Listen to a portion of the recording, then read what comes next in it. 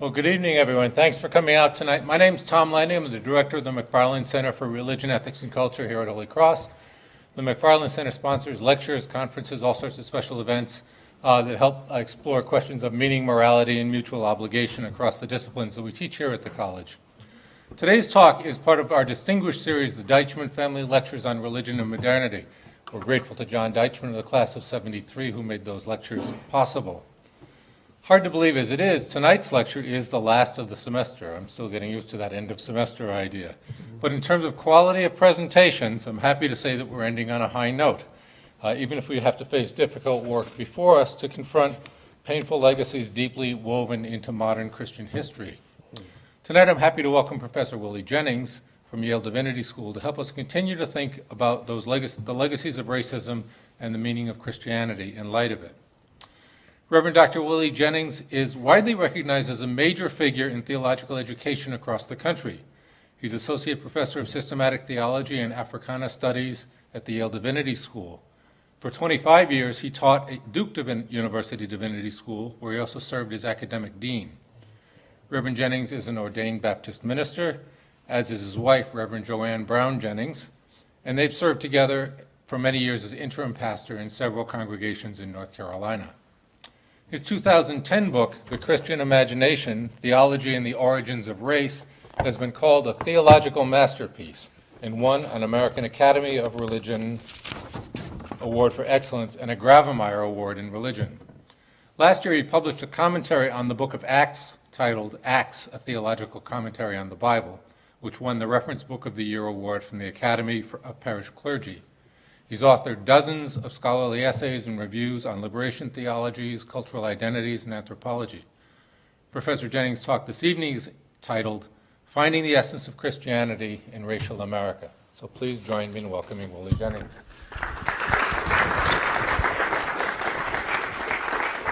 Thank you very much.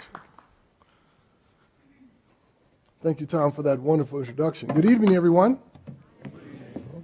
I am so glad to be here with you. I'm just putting this book here. I know that book. I wrote that book. It is a great joy to be with my wonderful colleagues here at Holy Cross and to be with all you wonderful students, especially at this time of the year after Thanksgiving and Christmas coming, for you to come out and listen to a lecture. Boy, it's a sign of serious intellectual dedication. So I'm just so thrilled to be with you. I want to bring you also warmest greetings from my own dean at Yale Divinity School, Dean Gregory Sterling, my faculty colleagues and the students there, as we are there trying to do more than just understand the world. At Yale Divinity School, we're trying to change it as well. So I am glad to be here with you and to be able to share some thoughts about the essence of Christianity in racial America. Can everybody hear me okay? Good, good. The title of this talk is Finding the Essence of Christianity in Racial America. What is the essence of Christianity in racial America today? Now, this question, my friends, is a variation on a classic question. What is the essence of Christianity? That question has been asked repeatedly over the last 2 centuries by a wide variety of intellectuals, from the German historian Adolf Harnack to C.S. Lewis, from the sociologist Max Weber, to any number of popes, from philosophers and critics of Christianity to artists and even poets have asked that wonderful question. We have learned as much about the people and their times who ask that question as we've learned about Christianity itself. Now, this evening, I ask this variation of that classic question because what it means to be a Christian in America right now is in crisis. We are witnessing the full exposure of the interweaving of Christianity and whiteness that's flowed through the nationalist consciousness of this country. And now we are faced with the difficult task of addressing what is first and foremost a Christian dilemma. By calling this moment a Christian dilemma, I am in no way excluding anyone else from sharing in this difficult moment if they want. Nor am I trying to boil down any number of complex problems and issues to a problem in Christianity. The current moment is a dilemma for us because we Christians created the racial logic that now shapes the Western world. We all know that our racial world is not simply about black and white and cannot be understood as though it was simply about black and white. But we cannot understand this world, this racial world, without understanding the paradigmatic and parenting realities of black and white. Blackness and whiteness are not simply shorthand terms for the historical struggle between Europeans and Africans or people of African descent and European descent. Whiteness and blackness point to the history of a world turned upside down and then enfolded into a new way of being. It was and is a way of being that distorts the creation and denies the full reality of the mystery and the majesty of the creature. The racial wound, as Wendell Berry so elegantly termed it, happened because of Christian action. This is the inescapable truth of our history. We were, if you will, at the potter's wheel, ruining the clay that was in our own hands. The historical we here is crucial because we are part of that cloud of witnesses, that number that no one can number, many of whom drew the conceptual, physical, and geographic lines within which racial logics and racial reasoning came to life. They gave to us the dilemma of whiteness and blackness. The dilemma was formed in the transformation of bodies and land.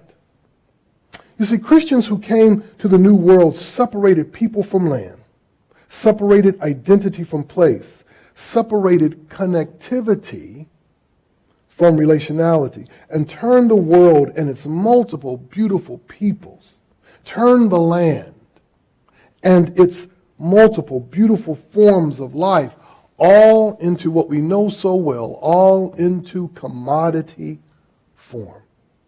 They turned the world into possession in an absolute sense.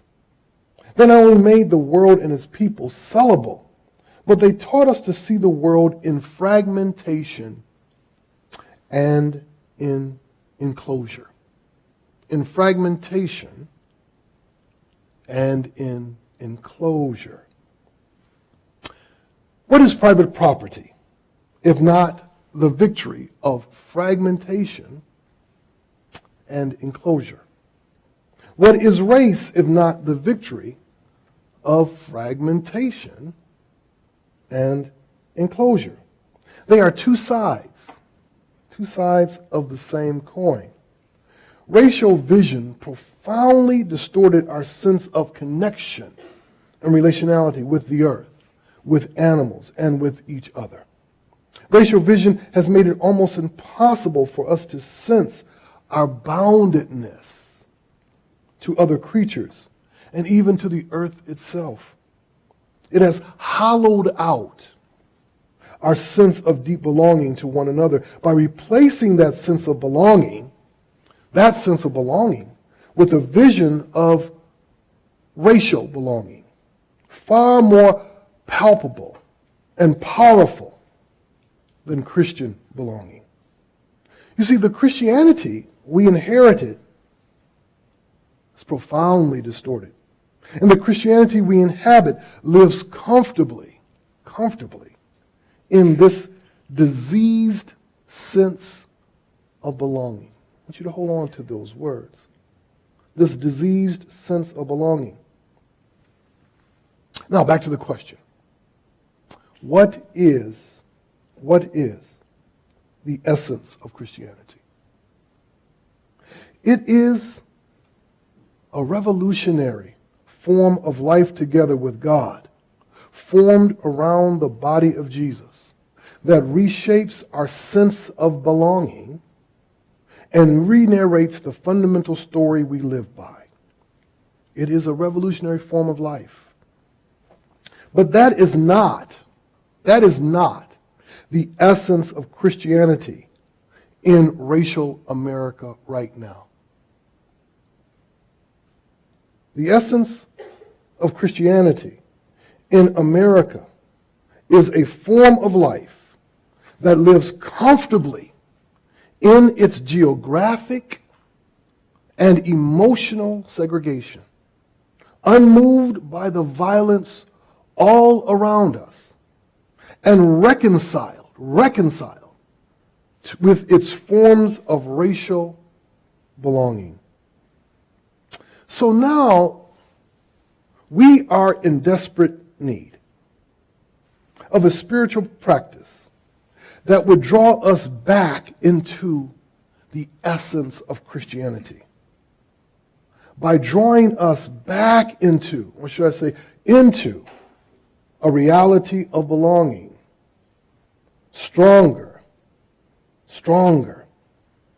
than racial belonging. Is it possible to have a form of belonging stronger than racial belonging?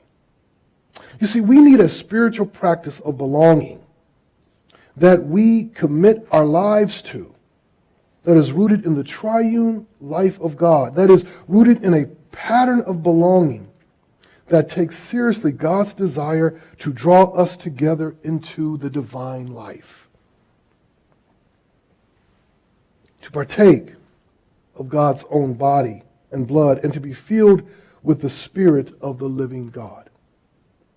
You see, God invites us into an intimate reality of belonging, so powerful, so revolutionary, that we continue to struggle to capture the life together God is calling for us to enter and to embody. We need a spiritual practice that would counteract racial practice, a spiritual practice that would anchor our political work and our ecclesial visions. We need such a practice now, not only to help us navigate the racial winds blowing against us, which are very strong, but also one that will address the ways our lives and our identities continue to be shaped by the deep racial antagonisms that structure life in the U.S. and in many other places in the world. You see, racial antagonism is not a epiphenomenal reality in this country. Racial antagonism is fundamental to the constitution of this country. So we need a spiritual practice that would involve three crucial things. So those of you who are taking notes, three things. First, it has to be a practice that initiates us in the renunciation of whiteness. The renunciation of whiteness.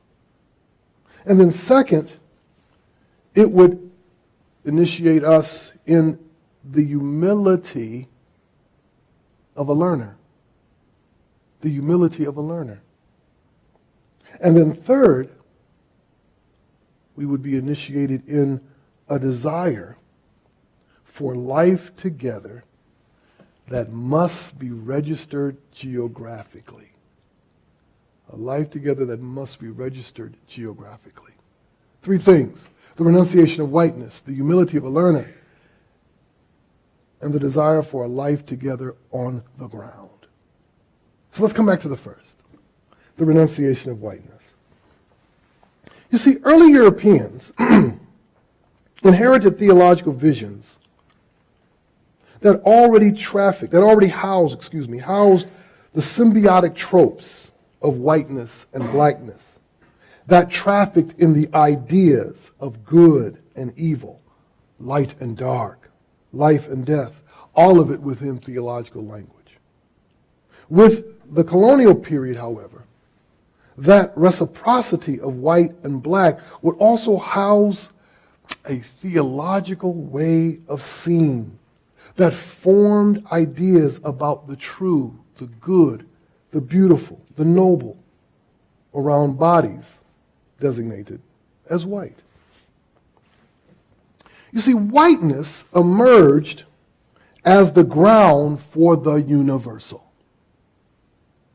By the universal, I simply mean the ability of the one to represent the many, as well as the ability of the one to present reality on behalf of the many. White bodies were established as the primary site for the human in all its majesty or weakness. Whiteness emerged out of Christianity.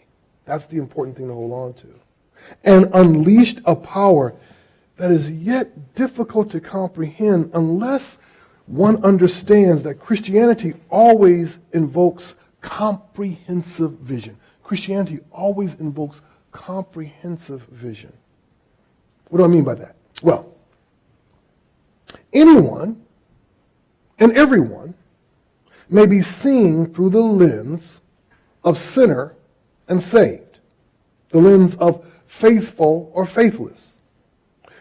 Whiteness moves irrepressibly in the same direction, not only because it unrelentingly generates white body exemplars of beauty, goodness, and truth, but it also carries forward housing capacities, patterns of thinking, and ways of being, patterns of thinking and ways of being that invite multiple peoples to imagine their worlds through white bodies.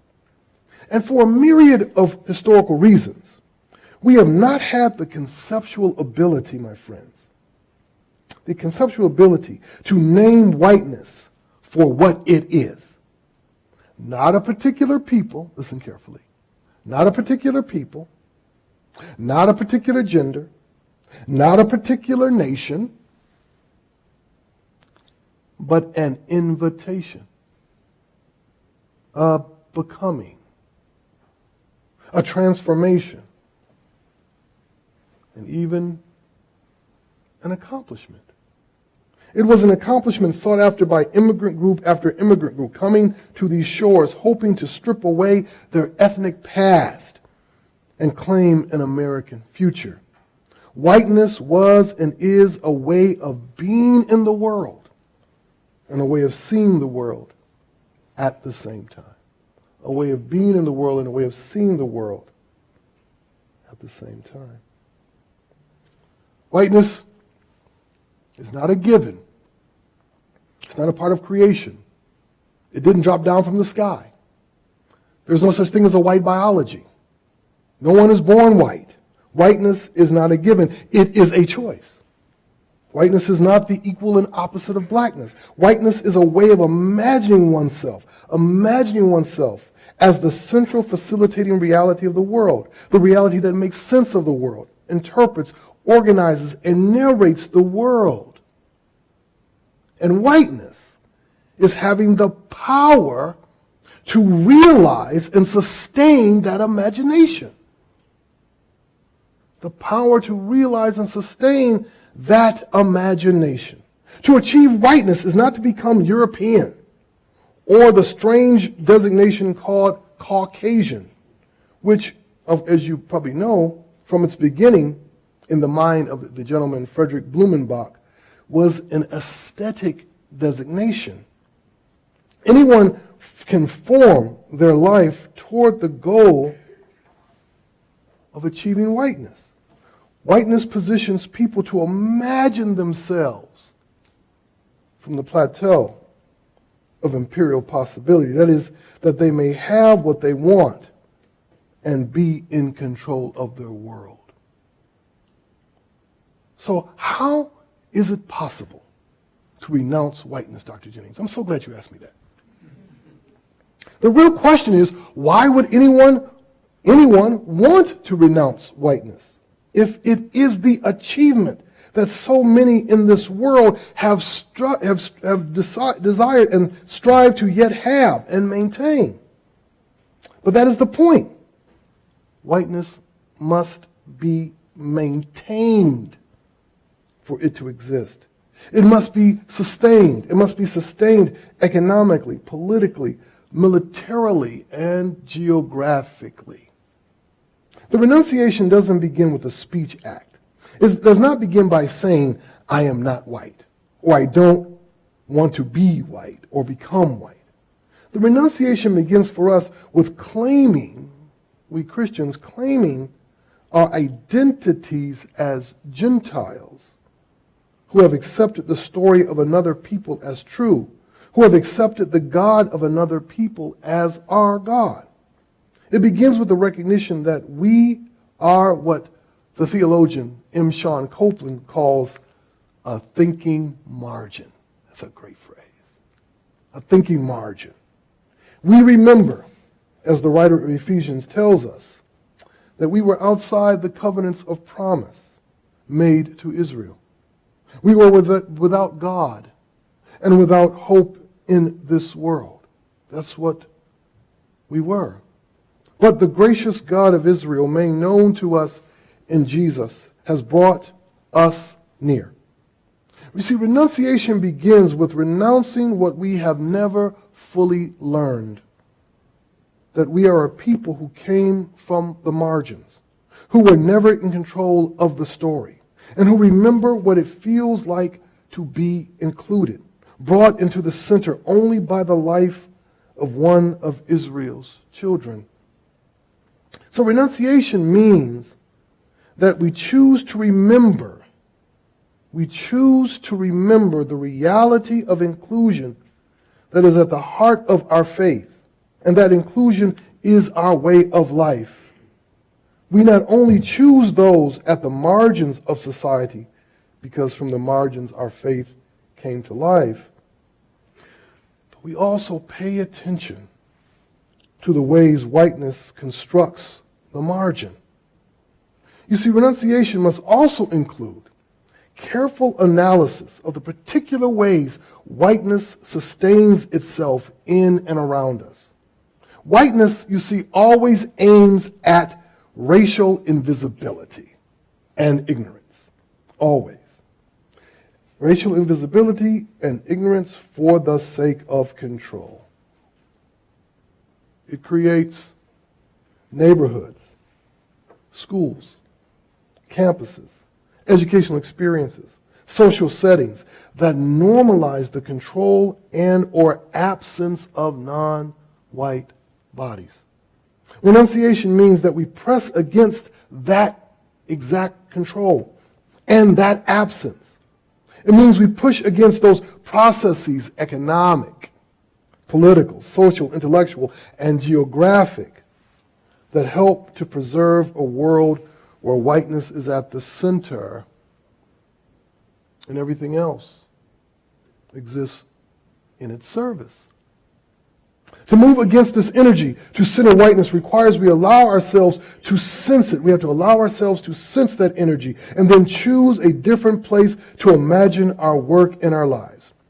We must always remember, those of us who are Christian, we must always remember that passage from Hebrews 11:24 that says that Moses, when he had grown up, a passage known by Muslims and Jews as well, that Moses, when he had grown up, refused to be called a son of Pharaoh's daughter. He refused, choosing instead ill treatment with the people of God. And the passage says that in this way, he was following the Christ.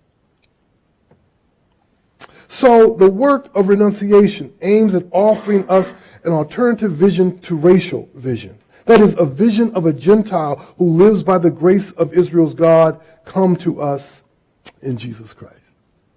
Secondly, the humility of a learner. Along with renunciation, the renunciation of whiteness, and the desire to be white that anyone can have, there must also be the humility of a learner.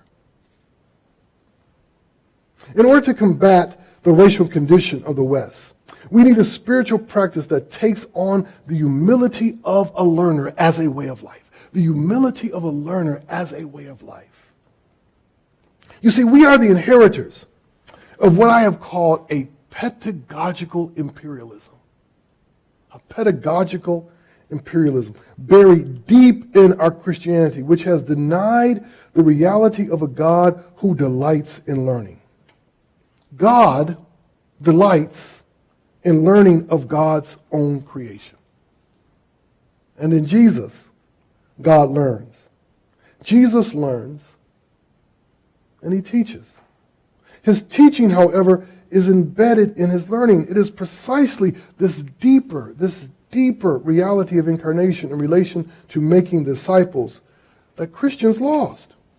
We have preferred to impose theological knowledge, denigrate indigenous knowledge, and present a God who knows everything and wants to know nothing. Which means we've presented a Christianity that knows everything, and wants to know nothing. Because the Christian God is not found in the learning, only in the teaching. You see, imperial Christianity gave birth to this pedagogical imperialism, which turned the entire world outside the colonial West into perpetual students, perpetual learners, and those of us in the West as always the eternal teachers. Wherever we go, we're there to teach, never to learn. This pedagogical imperialism, it gave birth to Western imperialism. It also introduced a form of modern Christianity into the world that is not open to learning, changing, adapting, and becoming new, but one that assimilates people or segregates people into their own versions of Christianity, who often enter those versions out of the simple desire to be recognized and respected. What we need is a vision of the humility of the learner that is akin to the kind of vision of humility that we find in the Rule of St. Benedict. Anybody ever read the Rule of St. Benedict here? Anybody ever read the Rule? A few of you? Just a few. It's a great book to read. At Christmas time, get a copy of it and read it. It's a wonderful little book. It won't take you long, maybe an hour or so. We know that the monastic gesture that we see in St. Benedict's Rule has often been used in unhelpful ways to underwrite oppression, slavery, patriarchy. But the rule has also had an important history in helping people rethink their identity and refashion their subjectivity. In his powerful presentation of humility in chapter 7 of the Rule of St. Benedict, mark that down, Benedict presents the 12 steps of humility a monk must take. And with each step, Benedict is not only presenting a life in self-review, in self-examination, but a life profoundly open to others and to the world. That's what humility means, to be profoundly open to others and to the world. Humility is the key to being a learner and a teacher. And the kind of humility we need today is one that would enter more fully into the way of our incarnate God, who took on the way of the creature. As the early church theologian Irenaeus said, in Jesus, God lived the contours of the creature. Nice little phrase. Lived the contours of the creature. This kind of humility we need today is one that embodies the desire to learn the deep histories of the places where we live. And it means being open to the expansion of our identities toward the life worlds of those around us. The kind of learner necessary now is not one who wishes to learn a few more facts about their surroundings and the people around them, but as one who imagines their world and their work within the gestures of the incarnation, of intentional journeys, constantly entering into the worlds of those we are honored to know in the expansion of our lives into their lives. Such expansion is not a new colonial conquest of taking over somebody's life, but an embodied desire for life together. We are disciples of God's only child who desired to learn. It is exactly the reality of God's desire that must shape the third element of a spiritual practice of belonging. That's absolutely necessary at this moment. And that is a desire for life together that must be registered geographically. You see, any spiritual practice that would help us in this moment must speak to the reformation of desire. Yet the reformation of desire necessary now is one that follows the direction of the Spirit of God in challenging our cultural, aesthetic, nationalist, and geographic sensibilities. Let me explain what I mean by that. You see, one of the most devastating effects of whiteness is that it has been the energy that has driven its opposite, cultural nationalisms. Every people, everywhere peoples have been subjected to the formative powers of whiteness. Bless you. They have been forced into protective gestures to maintain, to sustain their identity, their cultural integrity, their memory, story, their indigenous knowledge, and their cultural practices. People the world over have been forced into the strange work of negotiating racial and cultural assimilation, which has burdened people with worries over cultural authenticity or betrayal, with loss and the fear of the loss of their identity, and with real struggles over self-loathing and self-love. This has rendered Christianity a segregationist religion that encourages racial, cultural, and intellectual separation and intellectual cul-de-sacs. Yet the reformation of desire necessary for us now follows the work of the Spirit who always presses us toward those we would prefer not to know, not to love, and by all means never, ever to join. But the joining is everything. At the sight of Gentiles being joined to Israel, at the sight of Antioch instructing Jerusalem regarding the new that God was doing in the world, we come to see God's desire embodied in us, where people are sustained, upheld, and loved through the joining. It is through the joining that a world is framed in love and faith, is presented in its most intensely inclusive reality. You see, the point is not that I know my people and love my people and thereby love myself. Well, that's a nice thought. But that you know my people and love my people and thereby come to know yourself in a new way. The point is the expansion of identity through love and life together. Segregationist ways of being cannot be overcome by thought alone. So if you don't get anything else tonight, catch this. There'll be a test on this. I'm just kidding. There'll be no test on this. They can't be overcome by thought alone. They must be addressed spatially, my friends, in time and space. You know, the final and most important thing I must say to you in regard to race is that race is always a matter of geography. Remember this. Race is a matter of geography. And we will not overcome our racial dilemma. We will not overcome the racial antagonisms of the West until we get serious about the geographic formation and sustaining of racial identity. You see, racial calculations and spatial calculations have always flowed together in the history of the colonial West. And we yet live in the powerful undertow of that history. What haunts me and what I want to haunt you, is the way Christianity has been and continues to be complicit with and subject to this undertow. Christian faith and life continues to be driven by the geographic winds created by land developers, city planners, civil engineers, real estate agents, city government officials, and of course, let's never forget architects. We are, however, not simply passive spectators to the constant geographic turnings of contemporary life. We have performed our faith right on top of those developments, offering and presenting them as natural and normal ways of forming life and living in the world. When in fact, I should say, these things have never been natural. They've never been normal. You see, place and space are always designed. They're always designed. The spatial placement and configuration of land, property, and life roll out together, shaped by a racist past and dictating a future.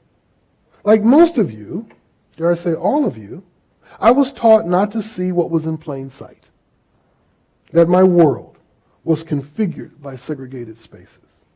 The church has for the most part been oblivious to this reality and oftentimes supported of it. We have been the high priest of segregated spaces, servants to the economic desires that create them. But economic desire alone is not the only driver of this violent geography. I want you to hold on to those words. This violent geography.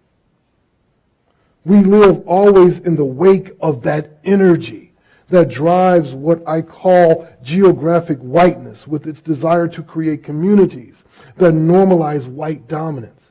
We narrate our spaces with the distribution and arrangement of racialized bodies always as an economic and emotional backdrop. Always as an economic and emotional backdrop. Our thinking about the places we live and work, the places in which we learn and play, the places that are built up or torn down, always anticipate patterns of movements of racialized bodies.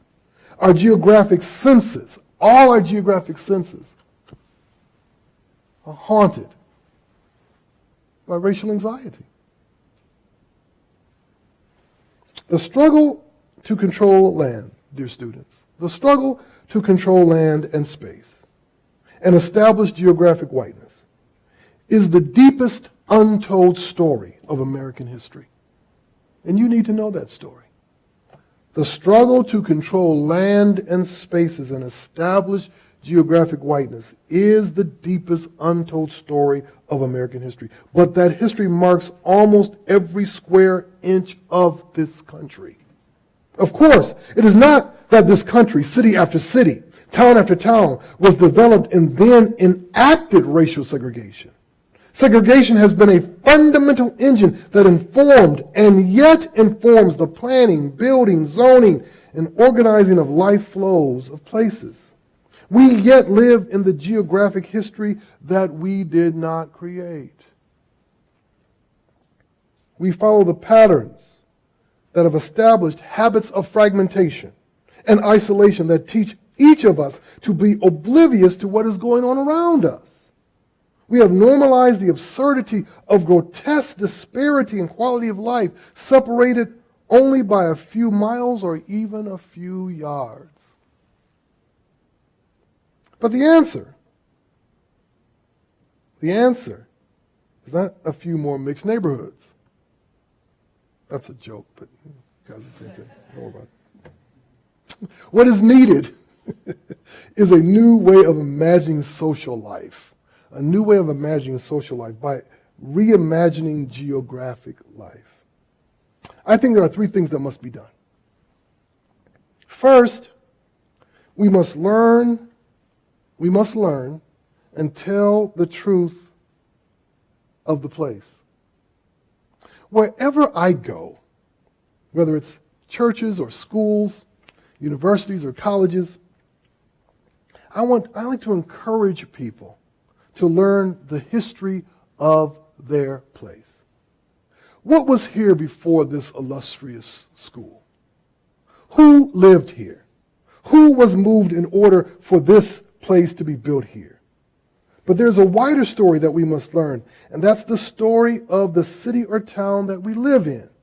We must learn the history of the racial geography of our own city or town. What has been the geographic history of non-white people in this town? Where did they live? Where were they told they could and could not live? When did that change? How did that change? Has it changed? How was and is geographic whiteness organized and established spatially here? And how was resistance to non-white presence deployed here? These are the kinds of questions we want to ask because we believe in a God who creates and that we are that God's creation. We not only want to know, but we need to know. We need to know, my friends, because the social history of a place is inside the geographic history. More importantly, the root of most of the problems of any city or any town comes back to this geographic history, which shows us the history of the flows of goods and services, opportunities, and, of course, disadvantages. What is crucial here is to learn the truth and tell the truth. Learn the truth and tell the truth. We cannot begin to address the racial disparities in this country until we acknowledge and even confess the geographic construction of disparity. We need something like a truth commission for every city or town led by the colleges and the universities of that city or town. A truth commission that lays out as much detail as possible, the way life has come to be shaped in particular communities, neighborhood by neighborhood. Second, dear students and colleagues, but especially students, you need to get involved with the geographic shaping and reshaping of communities.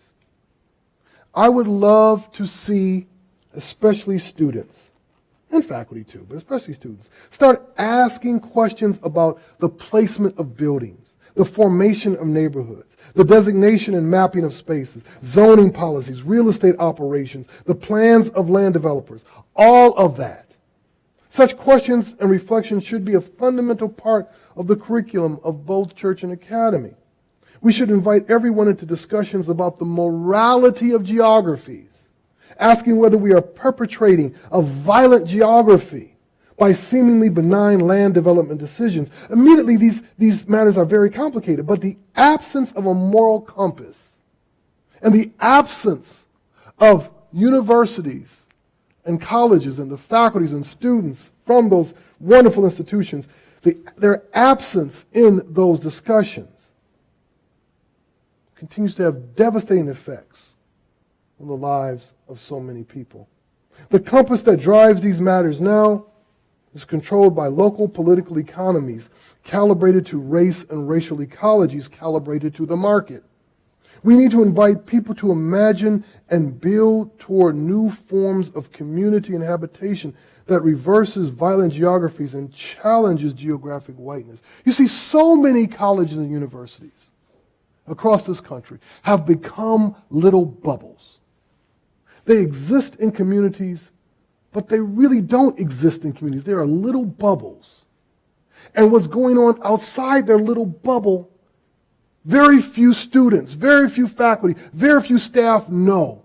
The entire community is nothing more than a service center for the little bubble.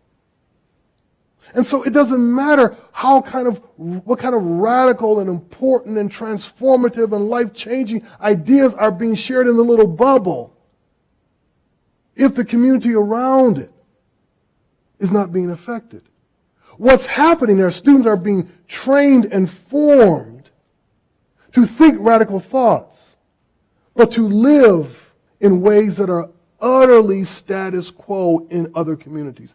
They leave these wonderful little bubbles where everything's been so comfortable, and they go out with these radical ideas and they simply recreate the living conditions of that wonderful little bubble. And then they wonder why the world is the way it is. Finally, it is important to see, for those of us who are Christian especially, to see the connection between space and discipleship. The great Native American religious scholar and theologian, Vine Deloria Jr., whose famous book, God is Red. If you've never read that, I would recommend you read that book. God is Red, Vine Deloria Jr., written back in 1972, before many of you were born probably. But it's a great book. It's a great read. Vine Deloria Jr. said, he once said that Christians think temporally, but they don't know how to think spatially. They think temporally, but they don't know how to think spatially. What Vine Deloria Jr. was pointing toward was the historic problem of a faith offered to indigenous people that told them that time was far more important to God than space. After all, we wait for a new heaven and a new earth. It was and is a faith that believes strongly in the time of salvation, but has never understood fully the space of salvation. The space of salvation. We do not yet understand the redemption of place, the redemption of space. Space and place matter to God. The tragedy we inhabit is that our visions of discipleship, its reach, its quality, its character, its reach, its quality, its character, are all controlled by the shape of our geographic imaginations. The issue here is how people imagine space and create living spaces. How people seek to know and love their real neighbors. And my hope is that you will start to correct in your own life the grotesque absence of spatial awareness within the Christianity you and I have inherited. So a desire for life together must be registered geographically. That's my point. And the character of our witness is found in precisely the form of spatial life we are striving to live. We need a spiritual practice that teaches us to yield to the Spirit of God in the joining. One that invites us to ask the question, who are we avoiding being drawn to? And in what ways are we resisting the Spirit of God's desire to join us?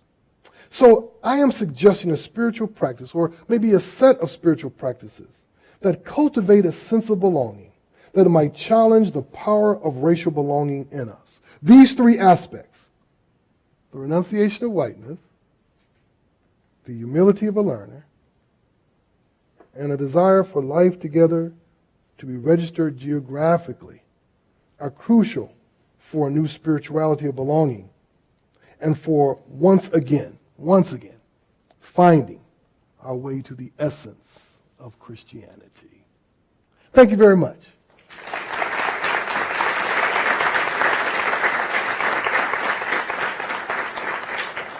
So I believe we have some time for questions. So I will field my own questions. So if you would stand up and tell me your name, and if you are a student, what year you're in, and if you want to venture out what you're going to do with the rest of your life, you can say that, but if not, don't worry about it. So your name, what year you're in, and then your question. And stand up and, since we don't have a microphone, just speak loud, please. And it already shows the problem. The language you use is perfect. They've gone into the neighborhoods and they've kind of taken over. They've kind of become colonialists in their own neighborhoods.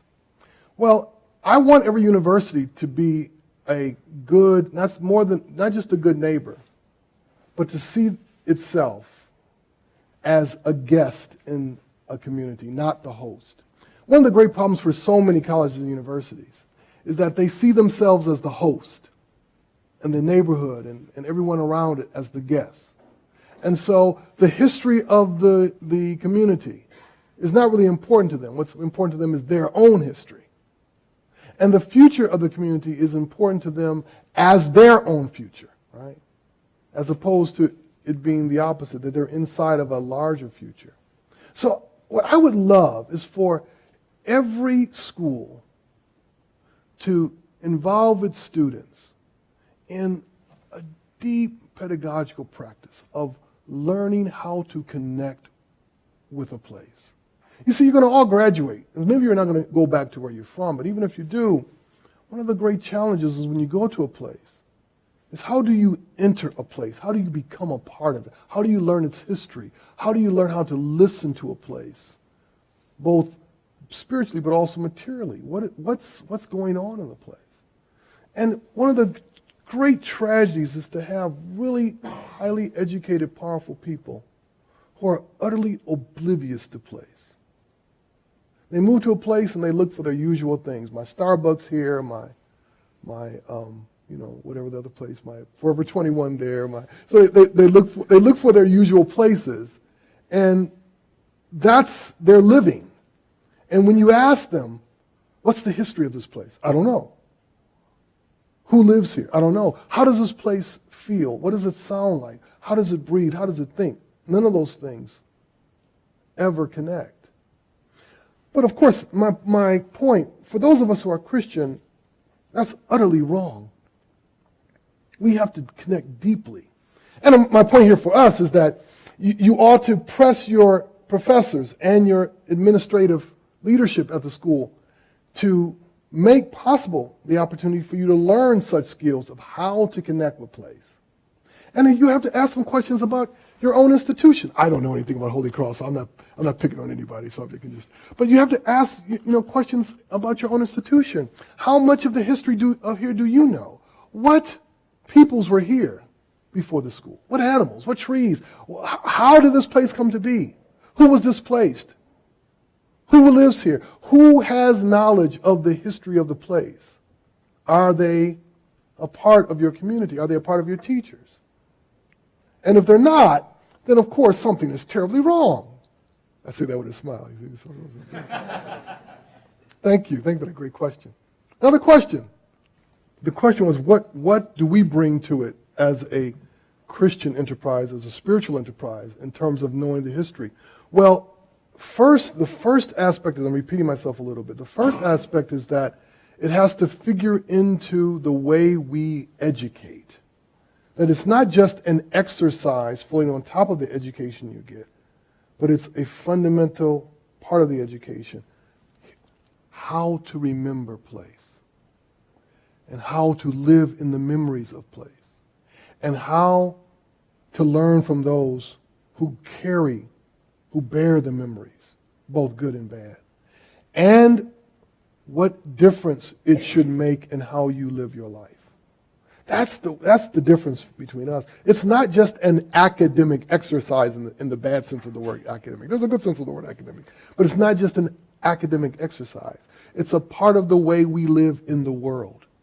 Now, this is so important because, as I was saying as I began, and if you didn't capture this, let me repeat this. Race is a form of enclosure. You see, the idea that you carry your identity on your body is a strange foreign idea that's just a few hundred years old. There was a time no one would have thought that they carried their identity wholly on their body. It's not that their body wasn't a part of their identity, but they would not have identified themselves simply as a body moving through the air and through space. Their identity would have been tied to land, tied to animals, tied to tree, tied to landscape. All of that was a part of what it means to feel themselves as human, feel themselves as creatures. And we need that. That humanizes us. It helps us stabilize not just who we are, but how to be in the world. And as Christians, this is fundamental to what we call our doctrine of creation. We live in place because place is in us. For us to float from place to place without connection. Now, follow my thinking here so you can understand. This is not to say that people can't go from place to place, live from place to place. What I'm talking about are people who live place to place and never connect with any place. You follow? People have migrated and been migrant and been nomadic from the very beginning. But it's not the fact that they go from place to place. It's the fact that when they go from place to place, they connect with place. And that the going, in fact, was really tied to place. Nomadic peoples followed the patterns of animals. They followed the patterns of vegetation. They followed where the water went. They followed the food. And they connected. This is so important for us for our future, you see. Part of the reason why we are in such a deep ecological crisis is because for so many of us, where we are is inconsequential to our minds and our hearts. We don't think place. One place is just as good as another place as long as there's a Starbucks. Or Dunkin' Donut where I'm from. I don't know why people like Dunkin' Donuts. It's the strangest coffee in the world. Yeah, that's the reason why. Now the question. The question was, I had said that Christianity condoned, actually helped to create this idea of whiteness. And the question was, how do I see it continuing to sustain it, condone it today? Well, in the fundamental way is through segregation. Please understand, whiteness is not a state. Whiteness is an energy that presses us toward a becoming. And in order to sustain it, you first have to have a segregated reality that constantly underwrites a way of being in the world that is rarely questioned. So part of what we have to do is be intentional about thinking about where we live and how we live and with who we live. Now I know in many places I always get the question about gentrification, where you get well-meaning young white people who move down into a black or Hispanic community and want to change the world. I have no problem with people moving into communities. The problem is when they move in and they don't connect, they don't listen, they don't join, they don't open themselves to life in a community. They simply come and they bring their Starbucks. I keep talking about Starbucks. I like Starbucks, so I don't want you to get the wrong impression. Actually, Starbucks is a problem. But they move in and they close their ears. And they have no intention of opening themselves to a new way of being in the world. They have no intention of letting others teach them how to be in the world and to live faithfully in that reality of shared life. So yeah, that's one of the founding ways. All right, another student, come on. You folks are really polite and quiet, so come on. This is different. Yes, please, my dear brother. Well, first of all, we have to take off the table the word success. Let that go. And we have to think about this as something based in desire that you want to sustain. As I like to say, any project, any multicultural or interracial or multi-interracial something project, whatever it is, whether it be a church or a community or a house or any of those kind of projects, they normally last about 16 months before people are like, okay, I had enough. Why? Because people often do it because they think it's the right thing to do. Now, the kind of work that we have to do, you cannot do it because you think it's the right thing to do. You have to do it because you want to do it. You want to commit your life to a life together because you don't want to go back to what it was. And once you say this is what you want, even if there are times you don't want it, I mean, it's like if you have a special person in your life, sometimes you don't want. Well, maybe not you. But you have to commit yourself. You have to commit yourself to it because it's what in your, to use kind of old evangelical language, in your heart of hearts, this is what you really want. Now, of course, this is part of the beauty of being a learner and the joy of stepping away from the position of always wanting to be in control and always wanting to know and always wanting to have it such that the conditions of the relationship you already have figured out. This is part of the risk of life together, right? And as Christians, for us, we run toward the risk. We don't try to manage it. Hint, hint. Okay. That was a great question. Thank you. Great questions, all of you. Okay, another question, dear friends. I'm getting a little nervous because you're not asking questions. So anyone? Another question. Yes? Hi, I'm Caroline. And then I saw you too, my dear brother. We're going to get your question too. But, all right, go ahead. The first thing you have to do Now listen very carefully to me, friends. The first thing you have to do in every community, whether they have city commissioners or city elders or counselors, whatever they're called, they have that monthly meeting. I'm sure you must have it, that monthly meeting where the city commissioners sit in this room, and normally the room is empty. It might like be 3 or 4 people. And the commissioners are up there talking. It's normally on the access channel on TV. It's boring. You can barely hear people. There's like 4 people, and then there's some woman standing up in front of, complaining about something. You're like, oh, I'm going to watch this turn. Now, that meeting is incredibly important because that's the meeting that they decide bus routes. They decide price points. By price points, I mean they decide that the houses that the developer wants to build over here, they will allow it to start at $450,000 on up. That's also where they decide where there will be sidewalks, where the zoning policies. All of that is happening at that meeting. Now, here's the problem. You all are not there. Now, my urgent request is that Holy Cross students and faculty and staff feel those meetings. You feel them and you listen very carefully to how the community is being formed and reformed. And you bring crucial questions, right? Now, if these house prices start at $475,000, who is going to be able to live over here? Who is going to be excluded? And who decided that it's going to start at $475,000? Why can't it start at $175,000? Ha, ha, ha. Well, why can't it? So you need to be at that meeting. Now, the other thing that's really important, you need to connect with the people in the community that know its history. You need to connect with who are the people, who are the real estate people, who are the architects, who are the city planners, who are the senior folks in the community. Sometimes they work at a school. I've been in many schools where the people who wash or clean or cook have been living in the community for like 45, 50 years. They know everything about what's going on. And nobody talks to them. They're never brought into a classroom. People ignore them. Sometimes students won't even speak to them. Those people are incredibly important. So you connect with the community and you learn how it functions.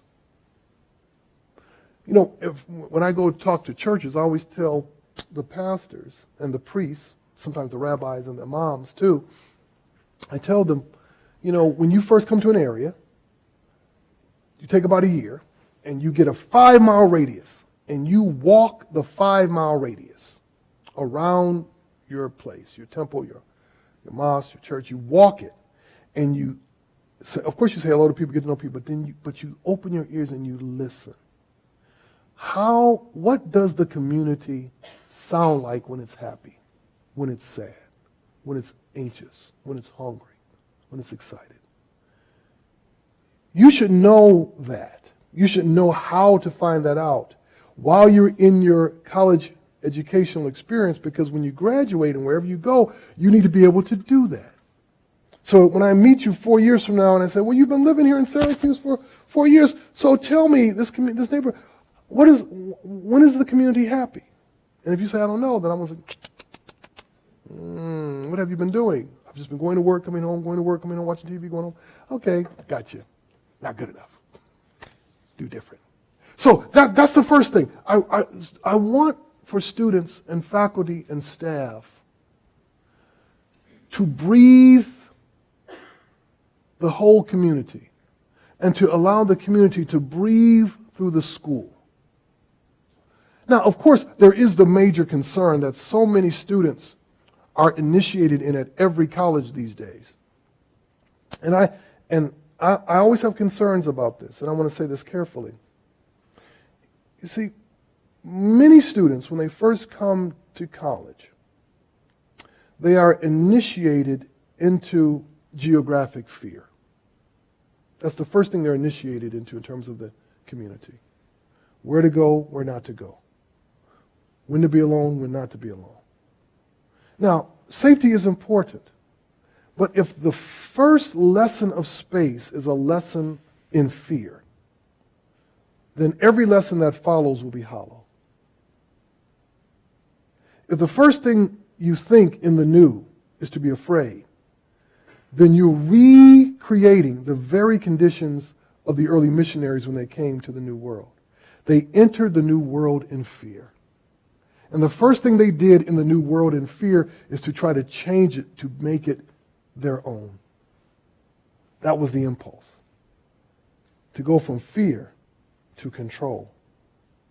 So one of the challenges is not to initiate people in a pedagogy of fear when they first come, and not to imagine the world outside the campus inside of fear and safety. Now, of course, because, that's what I'm saying. It's not that we want people to be unwise, but we don't want people to look at strangers as potential enemies. There's a lot of that going on right now, isn't it? You don't want to recapitulate that at the heart of your education. Oh my God, wouldn't that be horrible? Yes. All right, now, brother, you had a question. What it takes are people who decide they don't want to live that way.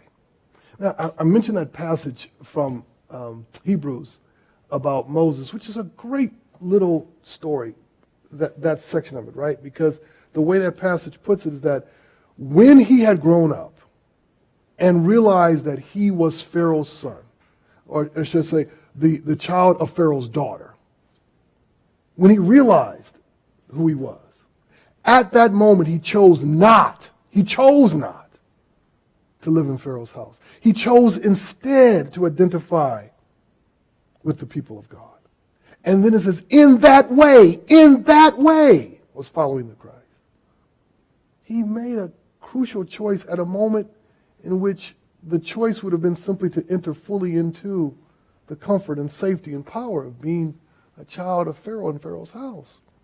So it takes people who don't want to be that. They don't want their life to unroll in that way. And of course, at this moment, you all understand the racial antagonism of America is front and center. And it's pressing upon all of us a choice. Do you want to live inside that? Is that what you want to live inside of? Do you want to live inside the racial antagonism that is the shape of America? Because that's death. That future is death. It will only lead to death. You know, I don't want to sound like a terrible prophet, but you understand that this is a perfect storm in a country that's awash in weapons. There are 5 weapons for every American right now, in terms of the number of weapons in this country, and we produce more every day. A country awash in weapons and on the edge with racial antagonism. You got to see that this is a movie that's not going to end well. So there comes a moment when people have to decide. You can't imagine that you can simply slide by. That's not the way racial antagonism works. It's not sitting still. It grows, it festers, it's getting stronger, and it will continue to do so. Especially when people who know better simply just pretend. Okay, I'm just not going to get in between those two. I'm just not. Yeah, there's no in between. So my hope is that people will want to live differently. And the living differently means that I'm simply not going to allow the racial antagonism to shape the way I live, to shape the kind of neighborhood I want to live in, to shape my sensibilities, and live as though that it's going to be okay. I won't jump on my pet peeve about weapons, but I will just say one other thing about weapons. You know, it's a major crisis for us in terms of the production of weapons. You're in a country that produces more weapons than any other country in the history of the world. You're in a country that has more weapons than any other country in the history of the world. And you have to understand there is something profoundly sick about being comfortable in that. We sell more, we produce more. And at some point in time, we have to say, this can't continue. Yeah, I understand. All right. Because I can, whenever I talk about weapons, I know some of my hunter friends always get a little nervous, but that's okay. I want them to be nervous. I want everybody who hunts to be very nervous. Another question. Yes, my dear sister. That's a great question. The question was, how do we get people who may not be convinced that they have to live differently, that they should live differently? I just left, a few weeks ago, I was in Stellenbosch, South Africa. And Stellenbosch is a few years removed from its apartheid era. And there are yet people in Stellenbosch, in South Africa, who are living as though they are still in apartheid. And the tragedy is that the world in which they live is becoming unintelligible even to them. That they can't even make sense of their own world because in the way they imagine it that they can continue on in this way forever. And my hope is that there'll be more people who will start to see that these things don't line up anymore. That there's really, this is a runway, and I'm coming to the end of it. Now, I can think it's going to go on forever, but it is not. And there's a building right there. So either I'm going to take off or get off the plane, but this is not going to go on forever. My hope is that we can get people without crashing to see that the viability of a good life can't be sustained inside racial America and the trajectories of racial America. But it's difficult because many people are afraid. We understand that. I mean, we understand white supremacy is fundamentally about the desire to control and the being haunted by fear. And those two things often are tied together. Now, do I have time for one more question, or are we okay, so one more question. And somebody from the back, I haven't heard from anybody from the back. Now, I know a few people are left, but somebody from the back. Let me hear from somebody from the back.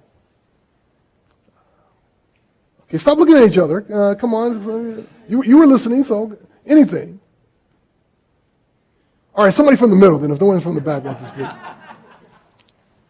Great. Thank you so much for that question. The first thing to do, and I love to talk to youth pastors about this, the first thing to do is to take the kids outside and start to walk the neighborhood with them.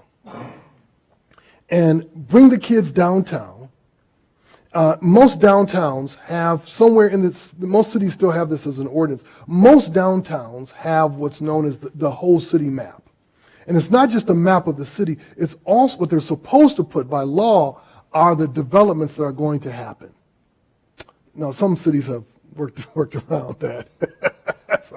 But if you still have a city that does that, what you want to do is take them downtown and say, young people, this is the map of the city. Here's what's going to be happening. And then get them to start to think about what does that mean. To come back to my example, so if they're going to build houses 5 blocks from where you are, and the house is going to start at $600,000. What does that mean? Get them to start to see that, right? And of course, teach them how to pray about specific spaces and places. So, that's what you want to do. Get them outside, help them start to see. And of course, the other parts about it, help them know who was here before this church or this community. Give them a sense of the plants that are there. Help them understand the animals that inhabit the place. Teach them the names of the trees and the plants and the animals.